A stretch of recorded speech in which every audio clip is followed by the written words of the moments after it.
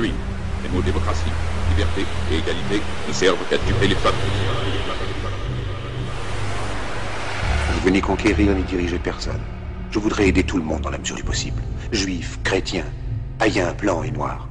Nous voudrions tous nous aider si nous le pouvions. Les êtres humains sont ainsi faits.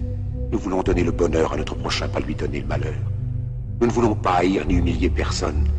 Dans ce monde, chacun de nous a sa place et notre terre est bien assez riche. Elle peut nourrir tous les êtres humains.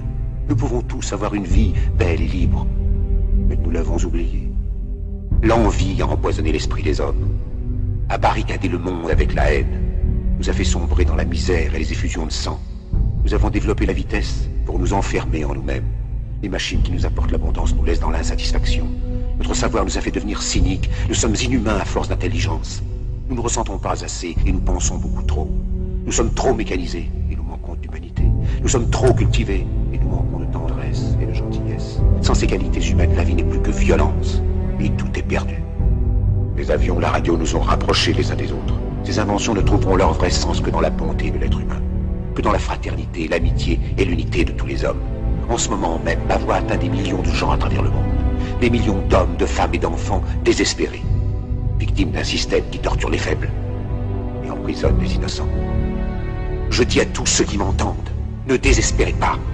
Le malheur qui est sur nous n'est que le produit éphémère de l'avidité, de l'amertume de ceux qui ont peur des progrès qu'accomplit l'humanité. Mais la haine finira par disparaître, et les dictateurs mourront, et le pouvoir qu'ils avaient pris au peuple va retourner au peuple. Et tant que les hommes mourront, la liberté ne pourra pas périr. Soldats, ne vous donnez pas à ces brutes, à une minorité qui vous méprise et qui fait de vous des esclaves, en régiment toute votre vie, et qui vous dit ce qu'il faut faire et ce qu'il faut penser, qui vous dirige, vous manœuvre, se sert de vous comme chair à canon, et qui vous traite comme du bétail.